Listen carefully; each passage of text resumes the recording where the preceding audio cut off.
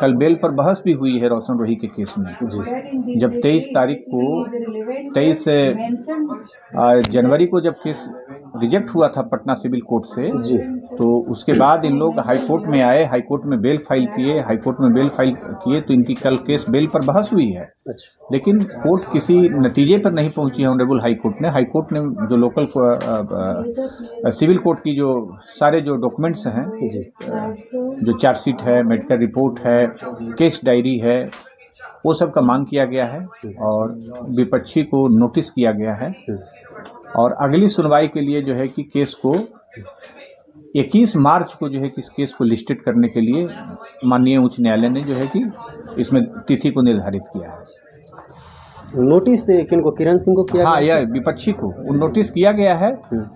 Court कहती है कि इसमें विपक्षी को बुलाया जाए। विपक्षी का मतलब कि वो अपने बिहाफ ऑफ एडवोकेट, उनके बिहाफ में हम रहेंगे और हम लोग अपीयर हो गए हैं कल हम लोग अपनी तरफ से पावर जो देती है पीड़िता, वो हम लोग वहाँ फाइल कर दिए हैं और अब उनके लिए अधिकृत हम लोग एडवोकेट हो गए हैं कि उसकी तरफ से हम लोग बात रखेंगे कोर्ट में, किरण सिंह जी की तरफ। हाँ, उससे पहले जब तक वो पावर नहीं मिलता है तब तक कोई भी वकील को इस केस में एंट्री नहीं होता है।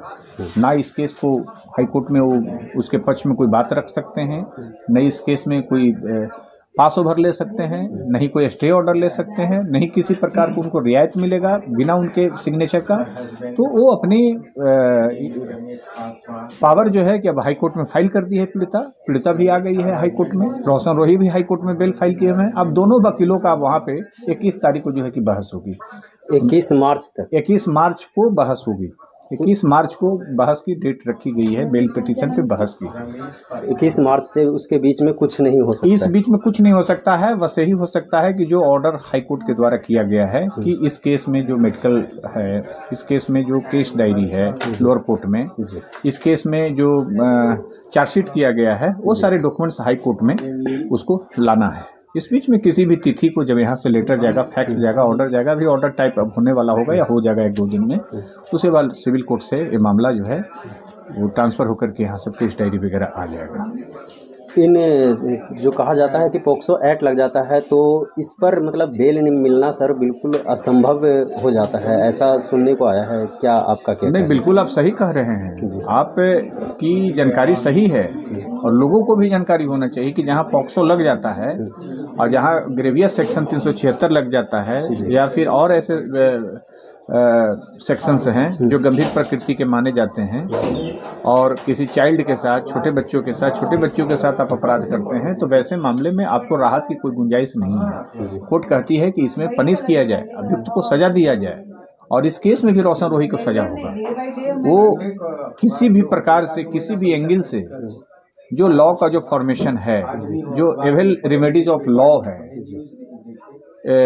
पब्लिक के लिए, उसके हिसाब से रोशन रोही को इस केस में जब ट्रायल शुरू होगा, जब केस में गवाहों का बयान होगा, पीड़िता का जो है कि एग्जामिनेशन बिफोर द कोर्ट होगा, इनका जब बयान होगा, तो अब उसमें इसके आधार पर जो है कि हमको नहीं लगता रोशन रोही को अब कोई इस केस में कोई राहत मिलेगा, ना हाई कोर्ट से मिलेगा और न ही लोअर कोर्ट में जो ट्रायल का जो स्टेज है उसमें मिलेगा, क्योंकि वहाँ भी जो गवाहों का जो बयान आया है, पीड़िता का जो केस डायरी में जो बयान है, वो सब पर्याप्त है सजा के लिए।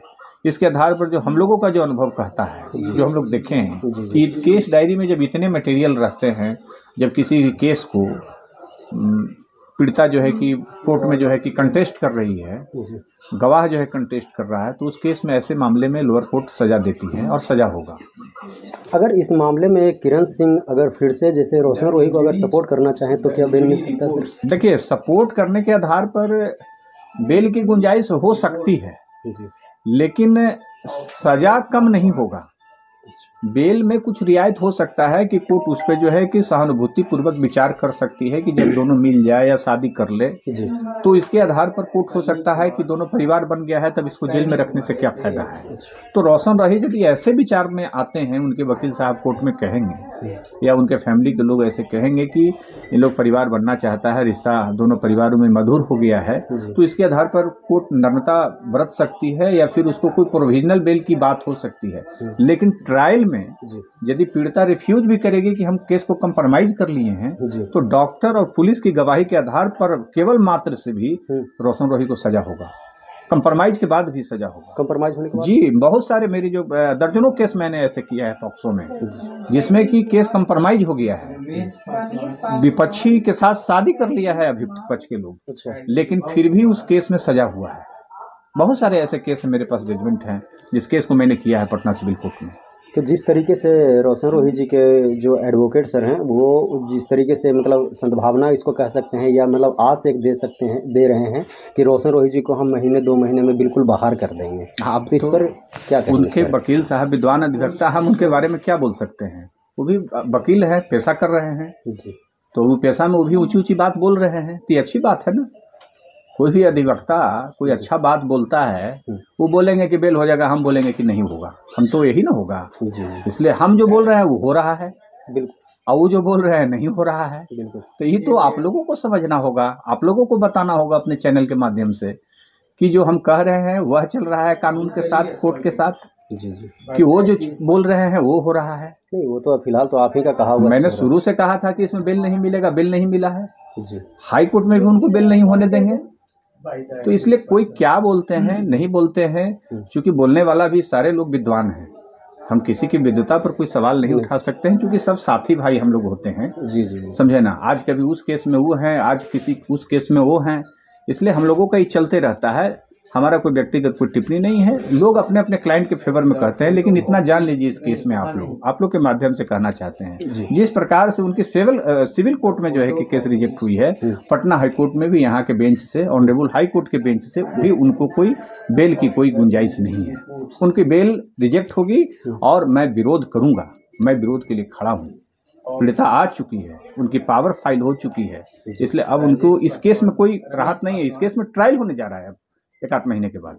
जब गवाही पर स्टार्ट हो जाएगा केस, तो बीच में कहीं बेल की कोई जगह नहीं है, बेल देने की कोई बात हो ही नहीं सकता है। अच्छा, हाई कोर्ट से अगर ऊपर जाएं तो सर क्या कुछ अब उच्चतम न्यायालय तो सर्वोच्च न्यायालय जिसको कहा ही गया है, अब वो तो खुद एक अपने आप में बहुत बड़ी जो है कि कानून निर्माता ही हैं। जी, जी, वो कुछ भी कर सकते हैं, लेकिन वहाँ भी जो रिमेडीज किसी को भी मिलेगा, तो जो एवल रेमेडीज ऑफ लॉ है जी, उसी के दायरे में मिलेगा। वहाँ भी कोई नया क्रिमिनल ज्यूरिस्प्रूडेंस में जो कानून बने हुए हैं, तो सुप्रीम कोर्ट में भी वैसे ही, और खास करके ऐसे मामले में आपको जानकारी के लिए बता दें, जी, जी, तो सुप्रीम कोर्ट में तो कतई जो है कि कभी किसी को इस प्रकार के केस में जो है कि रियायत नहीं मिलेगा, क्योंकि सुप्रीम कोर्ट ही बहुत सारे ऐसे केस में जिसमें पॉक्सो लगा हुआ हो, जी, बिल्कुल, 376 लगा हुआ हो, शादी कर लिया हो पीड़िता और अभियुक्त, उसके बाद सुप्रीम कोर्ट पता चलता है कि उसको जो है कि पनिश कर दिया, हाई कोर्ट के जो है कि जजमेंट को पलट दिया, लोअर कोर्ट के जजमेंट को पलट दिया,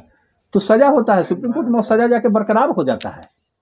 इसलिए सुप्रीम कोर्ट तो और इस मामले में सख्त है। सारे कानून जो बने हुए हैं करीब करीब क्रिमिनल ज्यूरिस्प्रूडेंस, तो वो तो सब सुप्रीम कोर्ट आधारित है। सारे डिसीजन सुप्रीम कोर्ट से जो है कि हम लोग देखते हैं, रूलिंग्स जितने भी आता है सुप्रीम कोर्ट का रूलिंग्स है। अब आप जानते हैं कि हाई कोर्ट और सुप्रीम कोर्ट, जानकारी के लिए आपको लोग को बता दें, यह जो है अभिलेखाकार जो है कि कोर्ट माना जाता है, रिकॉर्ड कोर्ट माना जाता है। इसके एक भी डिसीजन जो होते हैं वह नजीर होता है आगे के केस के लिए। हाई कोर्ट और सुप्रीम कोर्ट का कोई भी केस, किसी भी मामले में, सिविल मामले में चले जाएं, क्रिमिनल मामले में चले जाएं, यदि पूर्व में इस प्रकार के किसी केस में हाई कोर्ट ने या सुप्रीम कोर्ट ने डिसीजन दिया है, तो वह नजीर पेश होता है। आगे जो भी इस तरह के मामले होंगे उस तरह के मामले में रियायत मिलेगा जो है कि अभियुक्त को या पीड़ित को या फिर आवेदक को। तो इस केस में, तो इससे पहले जो है कि ना हाई कोर्ट में जो है कि पॉक्सो जैसे केस और 376 में बेल मिला है, और नहीं सुप्रीम कोर्ट से मिला है, सिर्फ सजा हुआ है। तो वैसे ही रूलिंग्स के आधार पर इस केस में भी मैं बोल रहा हूँ, मैं बाहर से नहीं बोल रहा हूँ, बिल्कुल, बिल्कुल, हम कानून सम्मत बात बोल रहे हैं कि इसमें सजा होगा जो पहले का रूलिंग बना हुआ है। आप किसी से भी पूछ लीजिए कि जहाँ 376 लग गया हो। अब पीड़िता का बयान आपको बता दें, एक जानकारी आपके चैनल के माध्यम से, कि 376 में एक बहुत बड़ी रूलिंग है सुप्रीम कोर्ट का। आप लोग जान लें कि सिर्फ पीड़िता का ही बयान होता है अभियुक्त को सजा कराने के लिए, कोई गवाह की इसमें जरूरत नहीं है, कोई मेडिकल की जरूरत भी नहीं है। आप किसी भी विद्वान अधिवक्ता से बात पूछ सकते हैं, मेडिकल रहे या नहीं रहे, पॉक्सो यदि लगा हुआ, 376 लगा हुआ है, तो पीड़िता का बयान ही काफिर होता है सजा कराने के लिए। इसलिए इस केस में सिर्फ पीड़िता का बयान ही काफिर है रोशन रोही को सजा कराने के लिए। इसलिए आपके चैनल के माध्यम से बता रहे हैं कि जब तक हम इस केस में हैं, पीड़िता हमको अपना पावर दी है, हम इस केस में विरोध के लिए खड़े हैं। इस केस में उनको कोई रियायत नहीं मिलेगा।